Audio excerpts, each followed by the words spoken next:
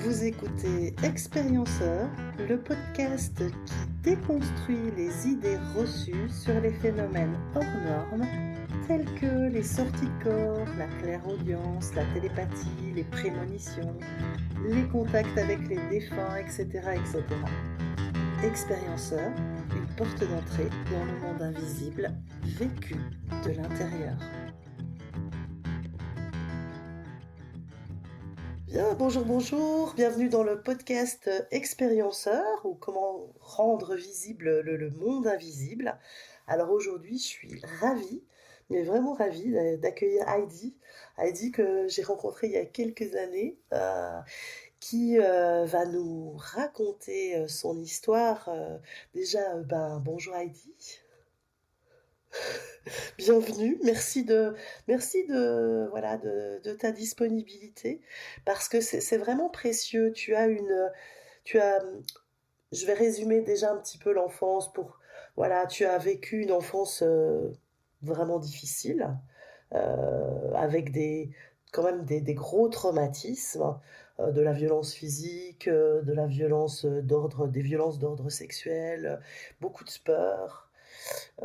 Voilà, et tu vas nous raconter un petit peu toute cette histoire parce qu'il y a vraiment chez toi, c'est ça que je trouve très intéressant, il y a vraiment cette histoire qu'a vécue Heidi, et à un moment donné, ça s'ouvre vers quelque chose de très spirituel.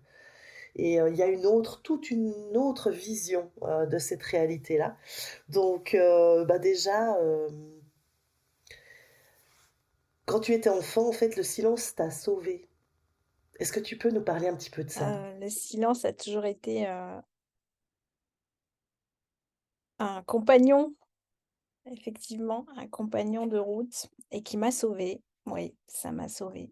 Ça m'a sauvée parce que dans cet espace où je pouvais me retrancher, eh ben, tout allait bien, tout était calme et tout était tranquille, tout était beau, tout était reposant et personne pouvait venir m'agresser à cet endroit-là. Donc je crois que quelque part ça m'a nourri. Je sais pas, d'espoir et de oui, d'espoir en un avenir, meilleur et différent quand je serai plus grande.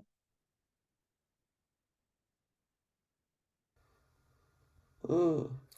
Ça a été vraiment un refuge. Est-ce que tu peux un petit peu nous mettre le contexte familial, ces peurs d'enfants qui t'ont fait trouver finalement ta propre solution pour avoir cet espace de sécurité et peut-être rentrer Mmh. un petit peu dans les détails de Alors cet le espace. Qu'est-ce que contexte, c'était? c'était, Voilà. alors ma mère était très aimante, c'était pas ma mère le problème, c'était plutôt les beaux-pères, on va dire, parce que ma mère s'est remariée et là, il y avait de la violence. Donc il y avait des cris, il y avait, des coups quelquefois sur mes frères et sœurs. Donc moi j'avais, je sais pas, 4 ans, 5 ans et quand on voit ça, eh ben, qu'est-ce qui s'est passé? C'est que j'avais juste envie de me retrancher déjà, de me cacher dans mon petit coin, de pas faire de vagues, de pas être, ni vue ni entendue, pour pas surtout pas attirer l'attention. Donc il y avait déjà ce retrait qui est naturel en fait, hein. On veut pas être, vu. Et donc ça m'a permis d'observer. D'observer donc ce qui se passait dehors, cette violence comme ça qui était, inexplicable et ce qui se passait, dedans. Donc la peur effectivement, la peur qui nous tient au qui me tenait au ventre. Je dis «nous», mais c'est je. La peur qui me tenait au ventre, qui restait là et avec tous les symptômes physiques de la peur, en fait, hein. C'est vraiment je sentais le fait de se retrancher à l'intérieur, quoi, d'être, resserré, d'avoir mal au ventre, de plus pouvoir, bouger. Et oui, oui, je pouvais plus bouger, quoi. Mes jambes me portaient plus, j'étais comme un je sais pas, comme un hérisson, ça, c'était terrible, mais et je m'en souviens, quand je vais chercher comme ça dans les souvenirs, ouais, je m'en souviens parce que c'était vraiment très fort et j'étais en plein dedans. J'étais vraiment avec ça déjà toute petite et comment ça se passait? C'est que, j'allais après dans ma chambre, dans mon lit et je rentrais encore plus dans ce corps. Je restais, vraiment dedans, dans les sensations, dans toutes les crispations, dans tout ce que ça faisait dans la gorge, dans le ventre, et je restais avec ça et je crois que naturellement, bah, il y avait cette observation. Il y avait cette observation. Je crois que c'est pas je l'ai pas voulu au début, hein, quand j'étais petite, je voulais pas, je me dis: «Tiens, je vais observer». Non, ça se faisait naturellement. C'était tellement intense que ça se faisait naturellement. C'est peut-être naturel en fait à la base. Je pense, oui, c'est naturel, hein. Bah, on est son propre compagnon, hein. Quoi d'autre à faire que d'être à l'écoute? De toute façon, on est à l'écoute de tout ce qui se raconte, de tout ce qui se vient, sauf si on bloque, sauf si on veut pas ressentir. Mais moi, je me souviens, c'était tellement fort que j'avais pas d'autre choix que de me voir comme ça toute recroquevillée et avoir tellement peur, quoi. J'avais pas le choix que de le ressentir. J'arrivais pas à bloquer ça, hein. Mmh. Donc tu plongeais dans les sensations physiques de cette peur, de cette terreur, parce que, bon, moi je connais ton histoire, mais c'était au quotidien en fait, Oui. visiblement, il y avait cette insécurité quotidienne à la maison. Donc, et du coup, tu te réfugiais dans ta Alors chambre, là, tu ouais, plongeais dans cette peur, et qu'est-ce qui se passait? c'était assez, ça devenait un voyage. Et j'aimais bien le faire parce que en plongeant dans ce corps et dans ces sensations, tout d'un coup le corps devenait, comme si je pe très, très lourd, comme si je pesais 1 tonne et j'aimais beaucoup cette sensation, en fait. Donc ça devenait un jeu d'exploration. C'est-à-dire que, toute la en surface, il y avait les tremblements et les crispations, les peurs et quand je plongeais dedans, ça se dissipait, en fait, ça disparaissait et le corps devenait, lourd.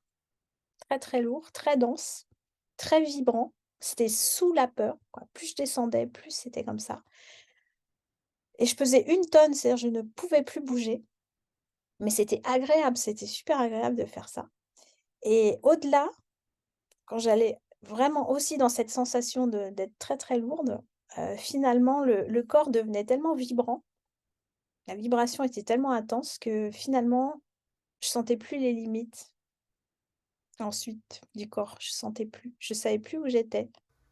C'est comme si il y avait plus de conscience Non, les il y corporelle en avait plus de fait. limites, voilà. Et les limites corporelles, disparaissaient. Je les sentais plus et pourtant je pouvais observer. Je restais consciente, je m'endormais pas. C'était pas: «Je suis en train de m'endormir et je tombe dans le sommeil». Non, j'étais complètement présente à ce qui se vivait et j'adorais ça. Donc Et dans cet espace, en fait, tu te sentais en et sécurité. voilà, donc c'est ça que j'explorais parce que j'aimais bien revenir, toujours à cette sensation-là, justement parce que je passais de la terreur, de la peur, donc de tout ce qui se passait à l'extérieur, à cette exploration interne qui était comme un autre voyage et là, je voyais j'avais plus peur. Ça devenait comme une immensité que j'explorais, donc j'avais plus c'était moi quelque part, hein, c'était moi aussi, mais sans les limites corporelles et sans plus de peur, sans plus d'histoire et là, c'était, ben, calme, c'était tranquille et je me disais: «Waouh, ça c'est un sacré», même petite, je me disais: «C'est un refuge en fait, c'est mon refuge». C'était, mon moyen de m'extraire de ce qui se passait, mais tout en choisissant comme un chemin où j'allais aller me cacher quoi, quelque part. Mais c'était en moi, c'était et la peur disparaissait, donc c'était super agréable et je trouvais ça étonnant, en fait. Et c'est quelque chose que tu as répété régulièrement, régulièrement. Ouais, ouais, ouais. Je sais pas à quel âge, je crois que c'était plutôt vers 8, 9 ans où j'ai commencé ces explorations-là ou peut-être après la mort de ma mère, je sais plus, vers les 10 ans. Mais c le fait de rester dans mon petit coin, même, assise par terre, appuyée contre un mur, j'étais déjà en observation, en fait. Mais après, oui, ça s'est approfondi peut-être parce qu'à force de le faire, il y a d'autres moyens qui se sont présentés et j'ai suivi ce qui se présentait, c'est tout, hein. Bien sûr. comme un état de méditation profonde, Oui, finalement. ouais, je pense que c'est ça, ouais. Ouais, je pense que c'est ça, ouais. Ouais. Ah oui, parce que tout disparaissait, absolument tout et c'était le silence et la joie en plus, mais qui se disait pas, qui se vivait pas, mais qu'est-ce que j'étais super bien à cet endroit-là. Mmh. Malgré, finalement, ce qui pouvait se passer dans les pièces à côté. C'est ça qui est assez, Voilà. incroyable. Ou ce qui allait se passer le lendemain, ou je savais qu'il fallait que je me lève et que de nouveau, j'allais peut-être croiser une scène, hein, il allait peut-être se passer quelque chose ou et j'avais très peur. Je me souviens la journée, mais j'avais la peur au ventre du matin au soir, hein. À une certaine période aussi, après la mort de ma mère, c'était encore d'une autre intensité, mais un autre contexte. Mmh. Et là, je me souviens, quand on s'était rencontrés, hem, quand il y a eu, bah, justement parce que c'est vraiment un gros traumatisme, hein, la mort de ta mère et de ton beau-père, heu, tu as reçu une information. Je me souviens que tu m'as raconté Ah oui. ça. Tu as reçu une information qui t'a Oui, dit: oui, oui. «Reste là». Oui, Est-ce que j'avais tu pour peux nous habitude, très, est-ce que très tu peux nous parler régulièrement de ça? d'aller, attendre ma mère, sur le chemin du travail. Parce qu'on habitait vraiment, à côté, donc je pouvais y aller à pied. Il y avait une petite forêt, un parking et puis, une grande route pour arriver à l'hôpital. Elle travaillait à l'hôpital. Mais, c'était à 5 minutes à pied. Donc très régulièrement, j'allais la chercher et le soir de sa mort, je j'ai enfilé mon manteau et j'ai ouvert la porte pour sortir et pour aller chercher ma mère parce qu'en fait, elle arrivait pas, elle était en retard et je commençais un peu à m'inquiéter. Je me dis: c'est bizarre» et j'ai ouvert la porte et là, vraiment, j'ai entendu: «Reste là» ou «Je ne sors pas», je me souviens plus, mais je crois que c'était: «Reste là» et donc ça m'a un peu saisie. Je suis restée là sur le pas de la porte à me dire: «Mais qu'est-ce qui se passe?» et en même temps, j'ai entendu donc le générique à la télé, parce qu'il y avait la télé allumée, le générique d'une série que j'aimais bien, Lassie, le chien Lassie. Et ça a attiré mon attention et je me suis dit: «Mince, alors entre ce reste là et la scie», j'ai dit: «Bon OK, je vais regarder la scie». Donc j'ai refermé la porte, j'ai fait demi-tour et je me suis assise, mais sur le bord du canapé et j'ai été pris dans la série, j'ai regardé en gardant mon manteau et en me disant: «Mais qui m'a parlé quoi? C'est quoi cette, J'ai pas entendu une voix, comme à l'extérieur, mais ça a été une injonction, interne, je sais pas par où c'est passé. Ça venait de l'intérieur qui me dit: «Ah mais reste là» et c'était très calme, très doux et oui, c'était comme une évidence que finalement je restais là. Plus cette série-là, ce qui m'a attirée, je me suis dit: «OK, je reste là» et donc je suis restée et heureusement parce que c'était juste le moment où ma mère, j'aurais trouvé ma mère morte sur le parking, en fait. Son ex-mari, son deuxième mari, ouais, qui l'a poignardée, elle et son ami, son conjoint, son nouveau conjoint. Ils vivaient avec nous depuis 1 an et demi et de jalousie, il les a tués tous les 2. Ouais. Donc je serais arrivée à ce moment-là, en fait, si j'étais sortie. J'étais mal et puis pas entendue là-dessus non plus, donc j'avais quand même assez peur de tout. J'avais peur de la vie, j'avais peur de sortir, j'avais pas d'amis, j'avais pas envie de toute façon. Mais en même temps, ça a été encore une fois, ben, la période où je me suis plongée dans le silence. Je me suis enfermée dans le silence, l'observation, je dessinais, donc je passais beaucoup de temps à faire des dessins à l'encre de Chine, ça prenait beaucoup de temps, beaucoup d'attention, beaucoup de concentration en fait, je pense. Une réelle Et méditation?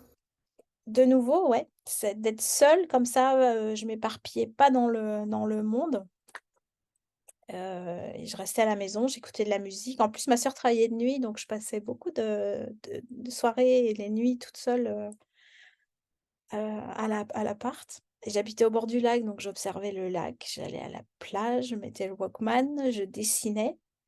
J'étais seule. Donc pas d'amis, pas de voilà, pas de sortie, pratiquement pas. Pratiquement pas, j'avais une copine, mais je sortais pas, non, non, non.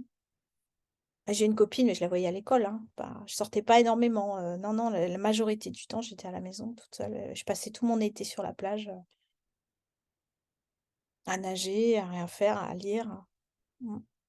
Solitude, mais dans cette solitude, ouais, il y avait toutes les souffrances et tous les pourquoi qui remontaient et en même temps, il y avait ce calme qui prenait de plus en plus de place et qui me disait: «Mais en fait, je vois que je souffre énormément et à d'autres moments, je vois que c'est l'extase complète».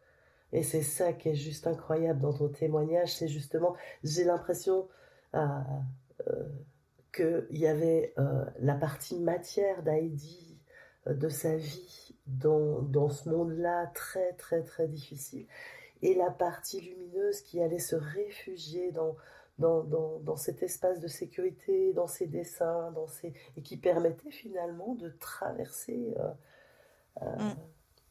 ces choses extrêmement dures. Oui, c'était un refuge et en fait, je l'ai jamais vu, même avec le recul, hein, voilà, je l'ai jamais, vu comme une fuite. Ça n'a jamais été vécu comme une fuite. Non, ça a été vraiment, ah bah, un refuge, oui, bah, oui, un compagnon, quoi. C'était oui, c'était comme tu dis, la partie, qui sait que tout va bien en nous. Cette partie-là, elle a toujours été là. Et je me reliais, enfin je me reliais, là je peux le dire, à l'époque c'était ça, c'était bon, bah, quand je suis trop souffrante, bah, des fois ça explosait parce que je me prenais donc complètement dans cette souffrance et vraiment je souffrais de tout mon cœur quoi, vraiment c'était horrible cette vie et ces moments d'extase où finalement ça réparait tout, j'oubliais tout et j'alternais entre les 2 comme ça, Ouais, pendant ouais, entre l'instant d'années présent d'adolescence, ouais. et la souffrance. Tu retournais dans l'instant présent et dans la souffrance, et ça faisait des Voilà, va-et-vient mais je comme fuyais ça. pas. Ouais, Je ouais, ouais. fuyais pas parce que quand ma souffrance était là, je la vivais complètement et je tyrannisais mes frangines et j'allais chercher dans l'histoire et je criais et je tapais et je voulais comprendre et je tyrannisais tout le monde parce qu'ils disaient: «Oh mais Heidi, tu nous embêtes à aller chercher dans l'histoire». Mais moi, j'avais besoin de comprendre. Et donc, tu as 20 ans, il y a une nouvelle épreuve qui se présente à toi. Et là aussi, tu as cette voix, cette information qui vient à ce moment-là. Est-ce que tu peux nous partager ce moment-là? Mmh. Donc en fait, je quitte ma sœur à 17 ans, puis je pars vivre avec mon 1er amour de 17 à 20 ans et à 20 ans, je le quitte. Une nuit et donc c'est là où il y a eu cette agression, la nuit, et c'est au moment de tourner sur le parking de chez ma sœur, donc je ralentis pour tourner et de nouveau cette voix qui me dit: «Ne t'arrête pas, ne t'arrête pas» et je sens de la peur et ça me dit: «Ne t'arrête pas» et avec cette peur et ben là je l'écoute pas. J'écoute pas et j'écoute pas le message, et je me dis: «Oh mais Heidi, ça suffit». Je me souviens, je me parlais, je me disais: «Mais ça suffit, tu as toujours peur de tout, tu vois bien qu'il y a rien, c'est en pleine nuit, tu es arrivée, je vois pas pourquoi tu t'arrêterais pas» et donc je m'arrête quand même, j'écoute pas. Là, après ça, je me suis jurée de toujours, écouter cette voix, hein, même si l'expérience elle a été de toute façon c'était là, hein, j'ai pas pu l'éviter. Donc voilà, je me suis garée et je me suis fait agresser sur ce parking, effectivement. Donc là, tu as voilà, une agression d'ordre sexuel.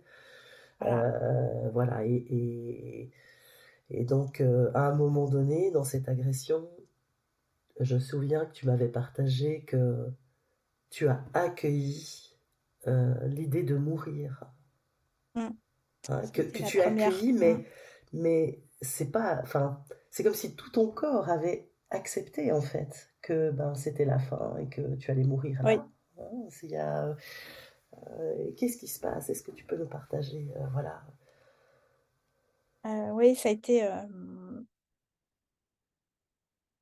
le choc, effectivement de cette rencontre et puis, devant la violence de ce qui se passait, j'ai vu que je pouvais rien faire et que la seule chose qui m'est venue naturellement, ça a été effectivement de me dire: «J'accepte de mourir». Je crois que mon heure est venue, vu ce qui se passe, vu l'endroit, vu l'heure.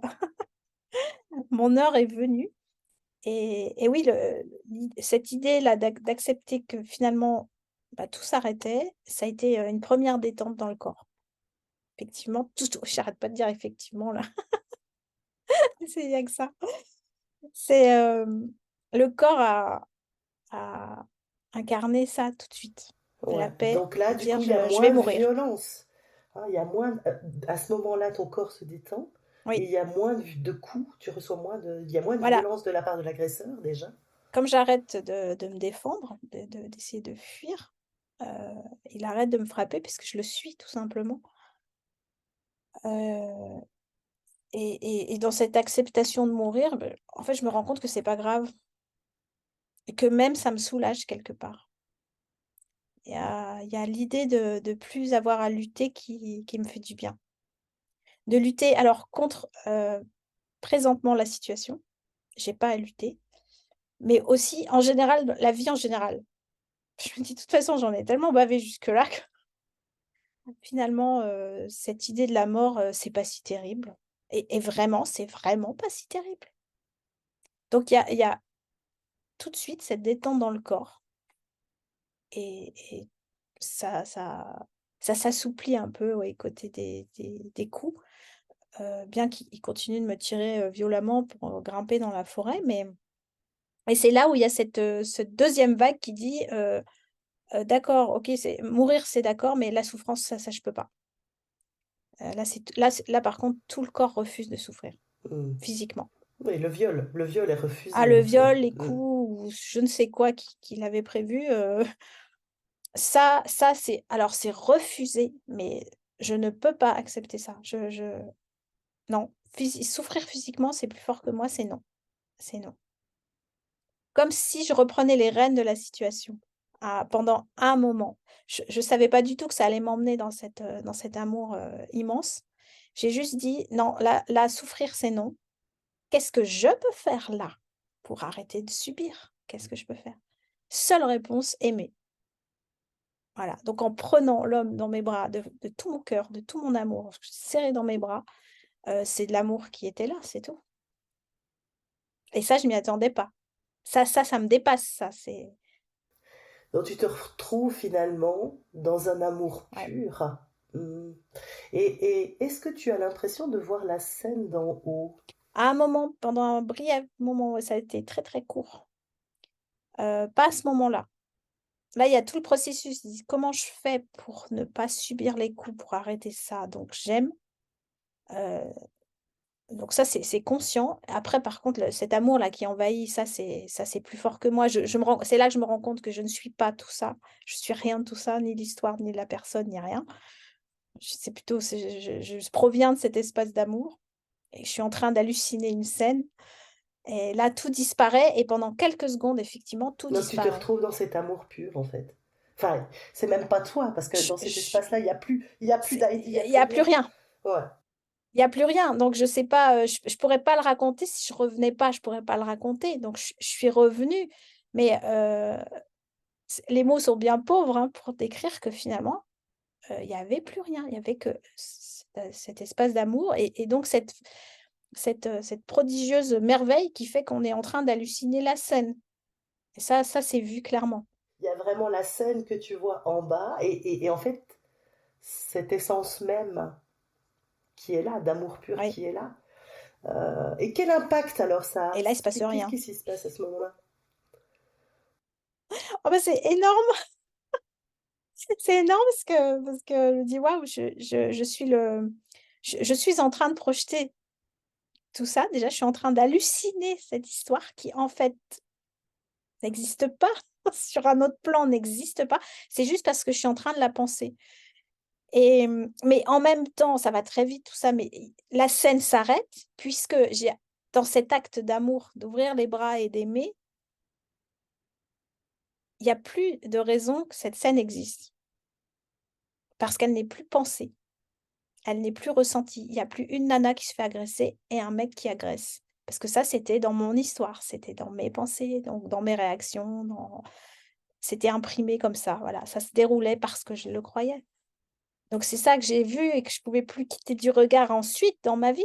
C'est pas que j'ai fui mon corps, encore une fois, j'ai pas fui mon corps et regardé la scène pour me détacher. Non, j'étais en plein dedans. J'ai aimé cet homme de tout mon cœur et là, ça m'a montré ce qu'on raconte, dans les textes spirituels, c'est que ce n'est qu'une illusion. Et là, ton agresseur, du C'est coup, pas vrai. ouais, c'est Donc c'est ça. fini. Donc puisque je ne Le temps crois plus, c'est s'arrête, fini. hein. Il peut Tu plus avais se dit passer. aussi que c'est comme si, voilà, il y avait Ah oui, un le temps s'arrête, ouais. espace-temps le temps se fige, Il n'y a ton pas de temps. agresseur se fige, tout le monde se fige, en fait. Vous vous regardez. Ouais. À ce moment-là, tu le vois, en fait. Tu vois ses yeux. Oui, c'est la première fois qu'il me regarde. Parce que dans cet élan d'amour, je ressens tellement d'amour que forcément, il l'a ressenti. Parce que même moi, ouais, je dis: «Waouh, attends, je suis en train de ressentir vraiment de l'amour». Il y avait plus de jugement, il y avait plus rien, il y avait que de l'amour. Donc il m'a lâché immédiatement, il m'a repoussé et il m'a regardé dans les yeux pour la première fois. J'ai vu dans son regard qu'il était aussi choqué que moi de ce qui se passait et le temps se fige comme ça, parce qu'on est subjugués, quoi. On est tous les 2, on est subjugués par cette force, quoi. J'avais pas d'autre choix que de faire ça, voilà et c'est là qu'on voit vraiment que le personnage n'existe pas déjà et qu'on a un tout petit choix qu'on peut poser là dans son choix de qu'est-ce qu'on veut vivre? Est-ce que je veux me défendre? Je veux protéger ma vie qui est complètement illusoire, mais c'est vrai que quand on le sait pas et on se défend et c'est normal. Maintenant, moi, bah, pourquoi ça s'est joué comme ça chez moi? Bah, peut-être parce que j'avais ce recul déjà, ces exercices-là pendant des années où j'avais ce retrait de moi-je tu vois? De ce petit moi-je qui souffre et j'avais du retrait puisque je faisais mes voyages intérieurs dans cet espace-là de tranquillité. Est-ce que ça a permis finalement que là aussi j'ai ce retrait en disant: «Qu'est-ce qui se passe?» Et aussi de dire: «Je veux pas souffrir, je veux pas, je veux pas et si je le veux pas, c'est parce que c'est pas possible». C'est pas possible. Je savais pas que j'allais découvrir ça derrière. C'est le chemin. Est-ce que tu as pu partager cette expérience après avec des professionnels de santé, avec ton entourage? Comment ça s'est passé? Tu as gardé ça secret? Qu'est-ce qui s'est passé à ce niveau-là? Alors sur le coup, je l'ai gardé secret parce que je suis revenue aussi très vite dans la peur, hein, en je sais pas, quelques minutes après, je suis retombée dans l'histoire et le drame et cetera et puis, donc j'ai absolument rien dit parce que c'était tellement fort. D'abord, j'étais choquée par cette puissance, quoi, hein, qui avait jailli comme ça. J'étais choquée, donc j'ai rien dit et puis à un moment, j'avais aussi envie de le dire. Seulement, je me suis tue parce que j'avais peur de passer pour une folle, tout simplement. Déjà, pour une folle parce que cette puissance d'amour, je me suis dit: «Mais comment je vais expliquer ça?» et qu'en plus, j'ai vu tout de suite derrière la possibilité d'être traitée de perverse ou de je ne sais quoi, ou qu'on me dise que c'était pas possible, et ça, je l'ai vu, mais c'était énorme. Je me suis dit: «Mais non, mais si jamais je dis ça, mais je vais ils vont pas me croire, ils vont pas me croire. C'est tout, on va pas me croire». Tout simplement. Donc j'ai fabulé. Déjà, on m'avait tellement dit que j'avais fabulé aussi adolescente que je me suis dit: «On va encore alors là, il dit vraiment là, elle est partie là». Donc j'ai rien dit pendant des années, j'ai rien dit.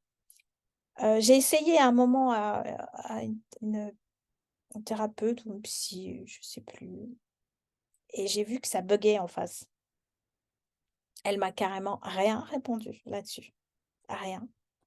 Là, je me suis dit: «Ouh là, non là, je crois qu'elle va pas arriver à me suivre, elle va pas comprendre». Donc on est passé à autre chose, tout simplement. Je l'ai dit à quelqu'un d'autre qui m'a dit: «Ah oui, mais ça, c'est parce que tu as fait une dissociation du corps. C'est parce qu'il y avait tellement de souffrance que c'est insupportable, donc l'esprit se détache, pour pas subir et tout» et là, j'ai dit: «Non, non, mais non, ça me paraît pas juste ce que tu dis là». Je lui dis: «Non, c'est non, non». J'ai pas fui, au contraire, j'étais en plein dedans. J'ai accepté, je pouvais pas faire plus que d'accepter de tout mon corps, non. J'ai pas fui et il comprenait pas. Il me disait: «Si, si, c'est de la fuite». Bon, j'ai dit: «OK». Alors je voyais que c'était à côté, j'ai pas insisté, hein, voilà, Oui, donc donc j'ai rien finalement, dit. pas de professionnel non plus encore Non, pour t'accompagner dans cette expérience-là. Et après ta vie, alors, parce que est-ce que cet amour, bon alors tu m'as dit que tu étais après, la peur est revenue, voilà. Est-ce que finalement cet amour, bon, j'imagine que tu as continué à aller dans cet espace de paix qui était là au fond de toi, mmh. mais comment ça s'est passé après? Est-ce que tu es qu'est-ce que tu as gardé finalement de ça? Avec quoi tu es revenu de cette expérience euh, Mmh. Ce qui s'est passé après, c'est, pendant une semaine, il y a toutes les souffrances qui sont revenues en toutes, mais alors en force, toutes, la et toute l'injustice qui va avec et donc toutes les toute la petite enfance, l'adolescence, mon beau-frère, et je suis partie dans une colère, monstre et une douleur monstre et ça a duré, à peu près une semaine ou peut-être 2 semaines, 1 semaine où j'ai essayé de me laisser mourir chez ma sœur. Je mangeais plus et de toute façon je vais mourir, je vais pas y arriver. Là, je pensais plus à cet amour-là, j'étais trop envahie par cette souffrance qui remontait de toujours. Ma sœur savait plus quoi faire, donc j'ai fait, 1 semaine d'hôpital. Donc là, on m'a perfusée, on m'a foutue dans mon lit, et puis débrouille-toi. Et je me disais: «Mais c'est dingue quand même». Là, c'est là qu'on voit la victime, hein. Je dis: «Moi, c'est dingue avec tout ce qui m'est arrivé, il y a personne qui m'aide, et cetera». Et et là, je me suis dit: «Bon, tu vas rester comme ça toute ta vie à déprimer, ou qu'est-ce que tu fais de?» Puis je vois bien, en fait, c'était impossible de rester, à déprimer comme ça. C'était impossible justement parce qu'il y avait cet amour-là qui m'a plus quittée, qui a plus quitté mes pensées parallèlement à la souffrance. C'était là et qui m'a dit: «Mais Heidi», vraiment j'entendais, enfin je me disais ça, je me disais: «Mais Heidi, tu sais que tu peux pas mourir, tu sais que c'est pas vrai. Tu sais que tout ça c'est pas vrai. Tu sais que alors qu'est-ce que tu fais? Tu restes dans ton lit ou tu te bouges?» Et j'ai dit: «Bon allez, c'est bon, je sors de mon lit d'hôpital et je me relève» et là j'ai marché avec cet amour et ça n'empêchait pas, d'avoir peur de sortir la nuit, d'avoir tous ces restes-là, ces traumas-là. J'étais mais pétrifiée de peur, mais en même temps, je marchais dans les rues en me disant: «Non, mais moi je suis amour, je suis amour, je suis amour» et puis ça m'amusait de le dire, de me le dire, mais parce que c'était tellement prégnant, c'était là. Je me dis: «Mais comment ça a été possible, de sentir ça?» Et je le sentais encore et donc ça m'a remis en route et petit à petit, pendant des années et des années et des années, toutes les peurs, tous les traumas, tous les machins là comme ça qui traînaient, ont été cramés par cet amour. Tout simplement, mais simplement parce que j'ai revécu aussi, je vivais les tout ce qui me faisait souffrir, heu, comme si c'était là et c'était embrassé dans cet amour. Quelque chose Donc, comme ça. chaque traumatisme, si je peux dire ça comme ça, Ouais, chaque traumatisme, tu es retournée sur volontairement toute dedans, seule seule. dedans Ouais, pour, comme tu faisais finalement pour aller chercher cet espace de paix, finalement, hein, tu vas dans pareil. le ressenti, le même schéma, et du coup, ça t'a permis, comme une sorte de thérapie hein, que tu as fait toute seule en fait, de Ouais, transcender, et tu l'es. Alors, ça t'a pris combien de temps? 20 ans. Si c'est pas 25. Donc tu as revécu chaque traumatisme vraiment dans ton corps pour le décortiquer, mais d'un point de vue de ta partie lumineuse, de cette conscience en Oui, c'est fait ça, qui s'est c'est ouverte voir ce que jour de l'agression. consciemment, je pouvais faire comme faire le choix de dire: «Je prends ce trauma-là, mais ce que je veux, c'est le voir différemment et comment ça marche ça? Comment c'est possible?» Voilà et je voyais bien effectivement, ça se faisait sans moi. Ça se faisait sans volonté, sans désir, mais quand même, il y avait ce désir qui était pointé sur: «Je ne suis pas victime de cette histoire et je veux faire la lumière là-dessus». Donc j'ai fait ça pendant 25 ans.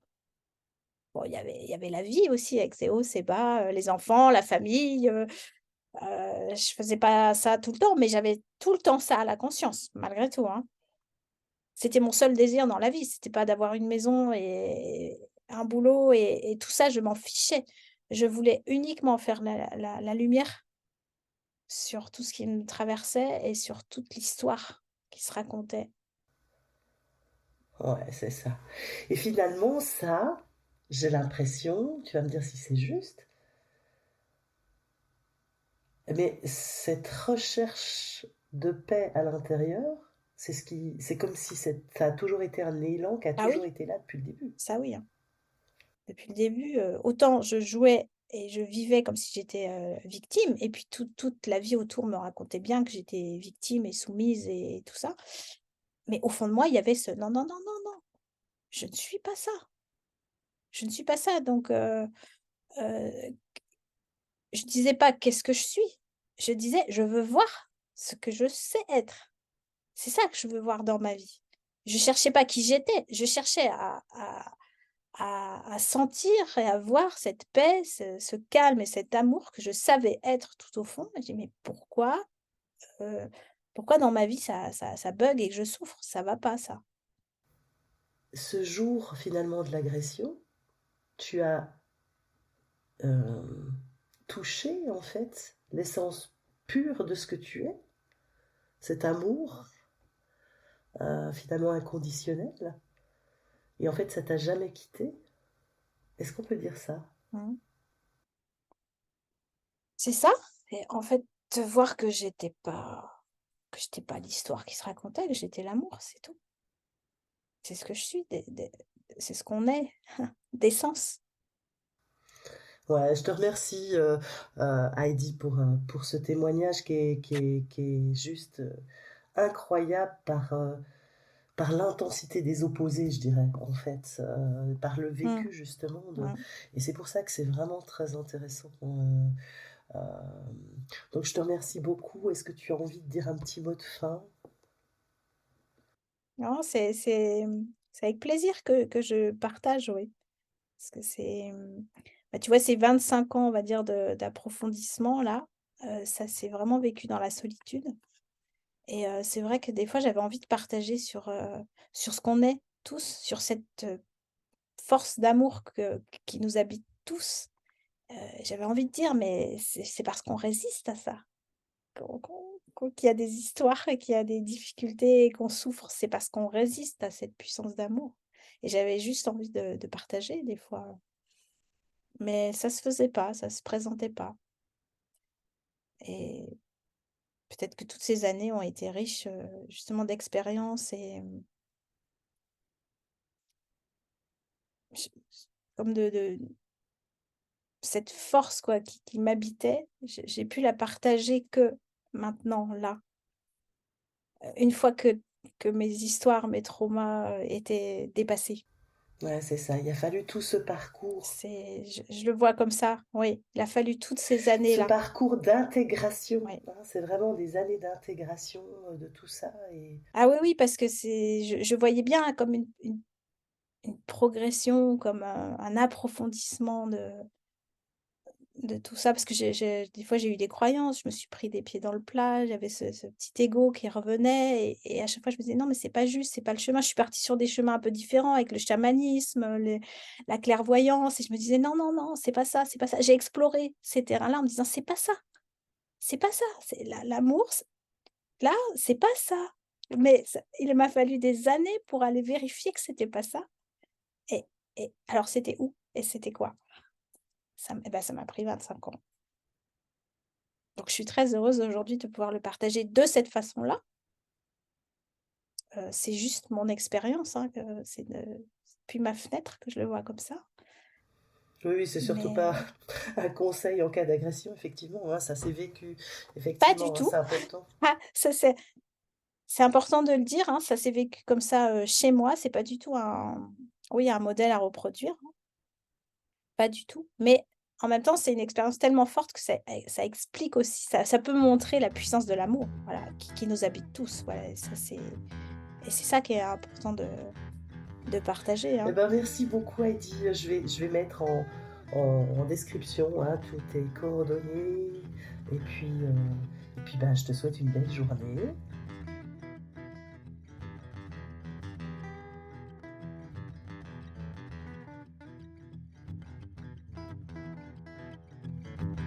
Vous écoutiez Expérienceur, un podcast entre science, conscience et spiritualité.